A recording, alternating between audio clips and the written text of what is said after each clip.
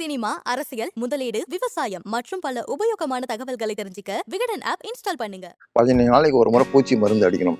பூச்சி மருந்துன்றது கடையில் வாங்கி அடிக்கக்கூடாது, பூச்சி விரட்டி அடிக்கணும். பூச்சி கொல்லி அடிக்கக்கூடாது, நம்ம பூச்சி விரட்டி உள்ள போடும் பொழுது கண்டிப்பாக சூடு வரும், பயங்கர ஹீட் ஆகும். அதனால என்ன பண்ணோம், போட்ட உடனே எடுத்து விதைய போட்டுறக்கூடாது. இதில் என்ன பண்ணணும், காய்கறி குப்பை இன்னைக்கு வந்தது, பழம்லாம் சாப்பிட்டீங்க போட்டீங்க, ஒரு சின்ன ஈ பறக்கும். இது பறக்காமல் இருக்கிறதுக்கு அப்படியே எடுத்து போய் செடிக்கு போட்டிங்கன்னா செடி அன்னைக்கே செத்துரும். 50 மடங்கு தண்ணி கலந்து போட்டிங்கன்னா காய்க்காத செடி காய்க்கும், பூக்காத செடி பூக்கும். தோட்டம்னு சொன்னாலே செம்மண்ணுன்றாங்க, தவறான ஒரு விஷயம். செம்மண்ல இப்போ செம்மண்ன்றதால என்ன ஆயிடுதுன்னா செங்கல் தூளையே வித்துட்டு போயிடுறாங்க. அதனால நம்ம கிட்ட இருக்கிற மண் பாருங்க, இது போதுமானது. இது சாதாரண மண், தோட்ட மண், செம்மண் கிடையாது. இந்த செம்மண் ஒரு பங்கு, எது தொட்டியா இருந்தாலும் சரி, நீங்க வந்து எங்களை மாதிரி சிமெண்ட் தொட்டி கட்டியிருந்தாலும் சரி, தயவு செஞ்சு ஒரு வீட்டுக்கு தேவையான காய்கறி கீரையை உற்பத்தி பண்றதுக்கு ஒரு 15லேருந்து 20 தொட்டி மண் தொட்டி வச்சுங்க. இந்த ப்ரோ பேக்கு, பிளாஸ்டிக் இதெல்லாம் பயன்படுத்தாதீங்க. ஏன்னா தரமான உணவு உற்பத்தி பண்ணும் பொழுது பிளாஸ்டிக் யூஸ் பண்ணிங்கன்னா வேறு வழியாக அதிலிருந்து டயாக்சின்லாம் போகிறதுக்கு வாய்ப்புகள் இருக்குது. அதனால் இந்த தொட்டி ப்ரிப்பேர் பண்ணும்போது முதல்ல என்ன பண்ணணும்னா, அந்த சாயில் ஒரு பங்கு. இது என்ன தெரியுதா உங்களுக்கு, சாணி, காஞ்ச சாணி ஒரு பங்கு, அதை கொஞ்சம் தூளாக்கிக்கணும். சாணி ஒரு பங்கு, மண் ஒரு பங்கு. இது என்ன தெரியுதுங்களா உங்களுக்கு, கரும்பு சக்கை. ஜூஸ் போடுறாங்கல்ல, ஜூஸ் போடுற இடத்துல வீணா எடுத்து போய் குப்பையில கொட்டுற கரும்பு சக்கை, மூணுத்தையும் நல்லா மிக்ஸ் பண்ணிக்கணும். பயங்கர சூடு வரும் இதுல. அதாவது வயல்ல வேலை செய்யும் போது விவசாயிகள் என்ன பண்ணுவாங்க, அடி உரமா தொழு உரம் போடுவாங்க. அதுதான் இப்ப நம்ம பண்ணிட்டு இருக்கிறோம்.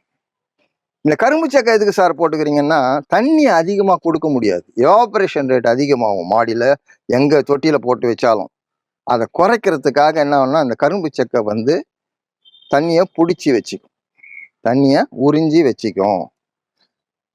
சரியா? அதனால கரும்பு சக்கையை நம்ம இதில் மிக்ஸ் பண்ணிடணும். ஒரு பங்கு மண், ஒரு பங்கு கரும்பு சக்கை, ஒரு பங்கு காஞ்ச சாணி, மக்கன சாணியாக இருக்கணும். இது நல்லா கலந்துக்கணும்.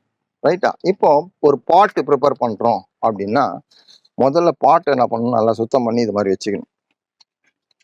இந்த பாட்டில் வந்து 3 ட்ரெயின் வாட்டர் இருக்கும். இந்த வாட்டையை அப்படியே வச்சிங்கன்னா மண் அடிச்சிக்கும், இல்லைன்னா வேறு உள்ளே போயிடும். அதனால என்ன பண்ணணும், உடஞ்சி போன இந்த சில்லு வைக்கணும். 3த்துக்கும் இந்த மாதிரி சில்லு வச்சுக்கணும். சில்லு வச்சுட்டு அது மேலே அப்படியே மண்ணை போடக்கூடாது,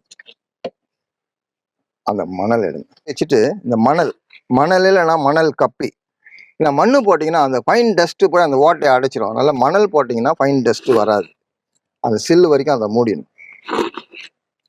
இப்போ இதுக்குள்ள மண் கரைஞ்சி போகிறதுக்கு வாய்ப்பு கிடையாது, ஆனால் தண்ணி மாத்திரம் வெளியில் போயிடும்.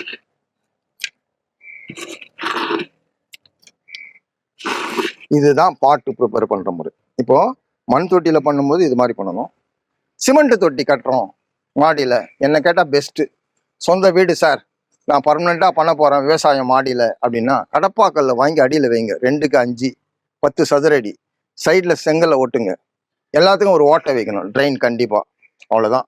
நீங்கள் மாடியில் 10 சதுரடி நிலம் வாங்கிட்டீங்கன்னு அர்த்தம். நீங்கள் சென்னையில் ஒரு சதுரடி நிலம் இல்லை, குறைஞ்சபட்சம் 5000 ரூபாய்.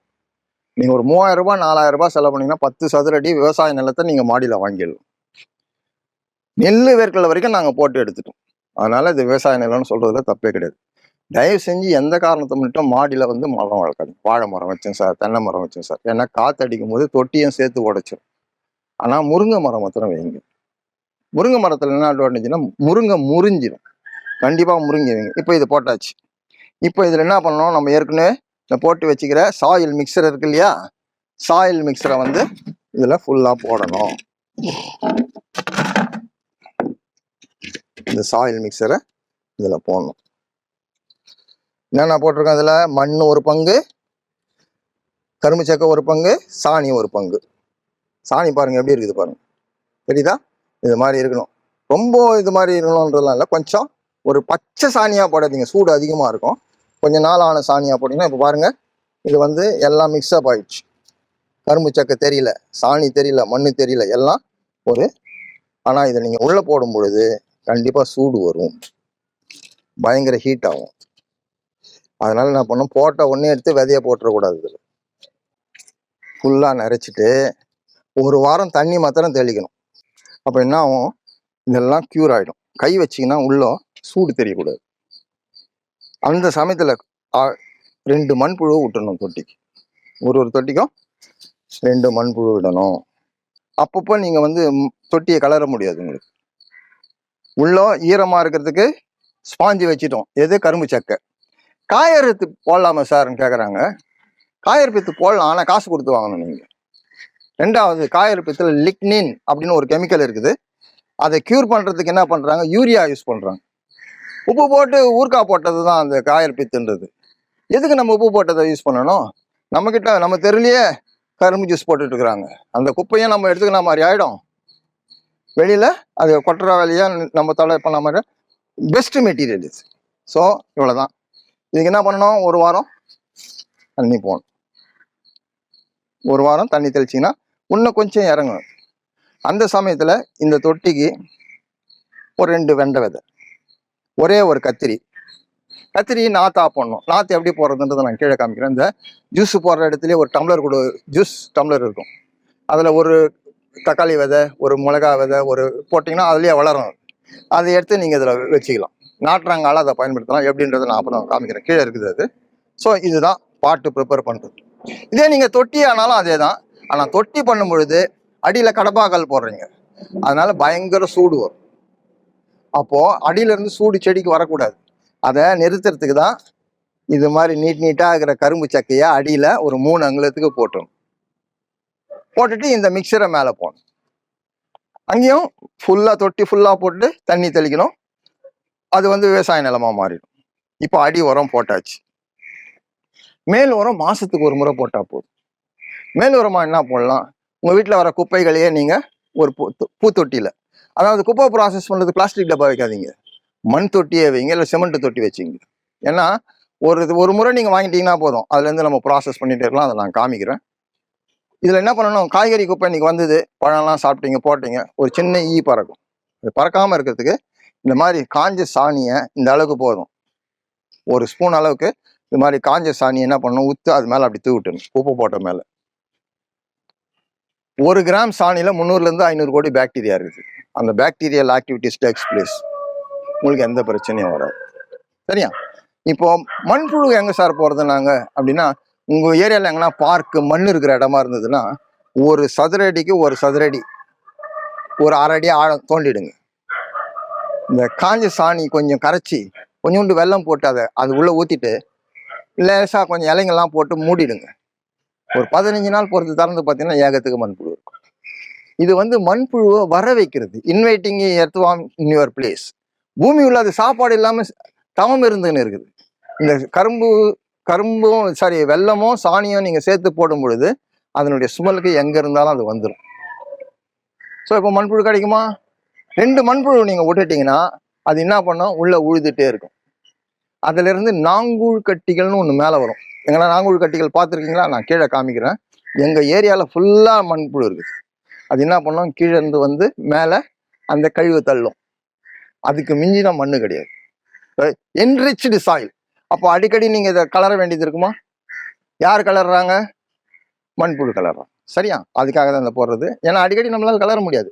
தண்ணி ஊற்றலாம் டெய்லி 1/2 hour. ஒரு கலர் செடி இருந்து தேவையில்லாத செடி முளைச்சிருந்தா அதை எடுக்கலாம். So this is the way to prepare your pot. அது பெரிய தொட்டியாக இருந்தாலும் நீங்கள் சொன்ன அதே மெத்தடு தான். Depending upon that volume. நீங்கள் சாயில் 1/3 தான். சும்மா சாயில் போட்டு வெயிட்டை ஏற்ற வேணும். கரும்பு சக்கை ஒரு பங்கு, காஞ்ச சாணி ஒரு பங்கு, பெஸ்ட். அதுக்கப்புறம் நீங்கள் ஒரு வருஷத்துக்கு ஒன்றுமே பண்ணணும். ஒரு வருஷம் பொறுத்து சொல்லணும்னா மண் நீங்கள் கொஞ்சம் காஞ்ச சாணி கீழே ஆட் பண்ண வேண்டியது இருக்கும். இல்லை நீங்கள் மேலேயே போட்டிங்கனாலும் இந்த மீன் அமிலம்னு ஒரு உரம் இருக்குது, அதை நீங்கள் கரைச்சி விட்டிங்கன்னா வேறு ஒன்றுமே பண்ண வேணாம். ஏன்னா இந்த மீன் கழிவு வந்து வெளியில் எடுத்துமே போட்டிங்கன்னா பயங்கர நாற்றம் அடிக்க, நிறைய வியாதிகள் வரும். நீங்கள் கூட வீட்டில் மீனை வெட்டி வெளியில் போட்டிங்கன்னா காக்காத்தான் வந்து எங்கள் வீட்டில் போடுறோம், நாங்கள் வெஜிடேரியன், தேவையில்லாத பிரச்சனைகள். அதுக்கு பதிலாக அந்த கண்டெய்னர் வந்து ரொம்ப முக்கியம். கண்ணாடி, பீங்கான் இல்லைன்னா பிளாஸ்டிக். எவ்வளோ வேஸ்ட் போட்டிங்களோ அவ்வளோ வெல்லம். டைட்டாக மூடி 40 நாள் வச்சிடணும், திறக்கவே கூடாது. 40வது நாள் நீங்கள் திறந்தீங்கன்னா உங்களாலேயே நம்ப முடியாது, அப்படி ஒரு பழம் வாசனை வரும். இப்போ பாருங்க, இது ஆயிடுச்சு 40 நாள், 42 நாள் ஆகுது. எப்படி இருக்குது பாருங்க. ஸோ ஸ்மெல் வருதா, பழம் வாசனை வரும். இதை அப்படியே நம்ம வந்து 50 மடங்கு தண்ணி கலக்கணும், அது ரொம்ப முக்கியம். அப்படியே எடுத்து போய் செடிக்கு போட்டிங்கன்னா அதுக்கு மீன் அமிலம்னு பேர், செடி அன்னைக்கே செத்துரும். 50 மடங்கு தண்ணி கலந்து போட்டிங்கன்னா காய்க்காத செடி காய்க்கும், பூக்காத செடி பூக்கும். உதாரணத்துக்கு இப்போ நம்ம வீட்டுக்கிட்ட ஒரு வீட்டில் தேங்காய்லாம் சின்னதாக ஆயிடுச்சு. என்ன பண்ணலான்னு கேட்டேன், மீன் உரம் போடுங்கன்னா போட்டாங்க. இப்போ வந்து தேங்காய் கொடுக்குறாங்க, டபுள் சைஸ் ஆயிடுச்சு. அவங்க ஒரு மாமரம் வச்சுருக்காங்க, அதில் இது வரைக்கும் நார்மல் சைஸு காய்க்கும். இது போட்ட பிறகு ஒரு மாங்காய் கிட்டத்தட்ட 930 கிராம் 1 கிலோ அளவுக்கு காய்ச்சிருக்குது. ஸோ மீன் அமிலம் அவ்வளோ உயர்ந்த உரம். ஆனால் அதை குப்பை தொட்டிலாம் போட்டுட்ருக்கோம். தயவு செஞ்சு இந்த உரத்தை பயன்படுத்துங்க. உங்கள் வீட்டு தோட்டத்துக்கு தேவையான அத்தனை நியூட்ரியனும் அதில் இருக்குது. அந்த உரம் போடுறேன், இந்த உரம் போடுறேன், எந்த உரமும் போட வேணாம். இதை மாத்திரம் நீங்கள் 50 மடங்கு தண்ணி கலந்து 15 நாளைக்கு ஒரு முறை உங்கள் செடிங்களுக்கு விட்டீங்கன்னா உங்கள் செடி வளர்றதே பூஸ்டாக வளரும். ஸோ இந்த நம்மக்கிட்ட எல்லாமே இருக்குது, ஆனால் என்ன பண்ணணும்னு தெரியாமல் இருக்கிறோம். 15 நாளைக்கு ஒரு முறை உரம் போடணும், 15 நாளைக்கு ஒரு முறை பூச்சி மருந்து அடிக்கணும். பூச்சி மருந்துன்றது கடையில் வாங்கி அடிக்கக்கூடாது, பூச்சி வெரைட்டி அடிக்கணும். பூச்சி கொல்லி அடிக்கக்கூடாது, நம்ம பூச்சி வெரைட்டி. 15 நாளைக்கு ஒரு முறை 3Gன்னு சொல்லுவாங்க. இஞ்சி, பச்சை மிளகா, பூண்டு. ஒரு 10-15 செடி வச்சிருக்கிறவங்க கட்டை விரல் அளவுக்கு இஞ்சி, ஒரு முழு பூண்டு, 5 பச்சை மிளகாயை மிக்சியில் அரைச்சி 1 டம்ளர் தண்ணியில் கலந்து ஒரு நாள் வச்சிருந்து அடுத்த நாள் 5 மடங்கு தண்ணி கலந்து ஸ்ப்ரே பண்ணிங்கன்னா அது வந்து பூச்சியை வரவிடாது. நம்ம பட்டு புடவை வச்சுக்கிற அந்த கபோர்டில் நம்ம என்ன பண்ணுறோம், அந்த நெத்திலின் பால்ஸ் ரசகற்பூரம் போட்டு வைக்கிறோம். ஏன்னா அது பூச்சி வெரைட்டி. அதனால் அதே மாதிரி நம்ம இதை அடித்தோம்னாக்கா பூச்சி வெரைட்டி. இயற்கை முறையில் நீங்கள் போகும்பொழுது கொஞ்சம் கொஞ்சமாக வந்து அந்த ரொட்டேஷனில் பூச்சி தாக்குதல் குறைஞ்சி போயிடும். இப்போ நான்லாம் பூச்சி மருந்து அடிக்கிறது இல்லை, ஏன்னா மண்ணை வளமாக்கிட்டோம். யாருக்கு நோய் வருதுன்னாக்கா பலவீனமாக இருக்கிறவங்களுக்கு தான் நோய் வருது. அதனால் பலவீனமாக இல்லாமல் மண்ணை பலப்படுத்திட்டோம்னா அதுவே பேலன்ஸ் பண்ணிக்கும். சினிமா, அரசியல், முதலீடு, விவசாயம் மற்றும் பல உபயோகமான தகவல்களை தெரிஞ்சுக்க விகடன் ஆப் இன்ஸ்டால் பண்ணுங்க. லிங்க் கீழே டிஸ்கிரிப்ஷன்ல இருக்கு, உடனே டவுன்லோட் பண்ணுங்க.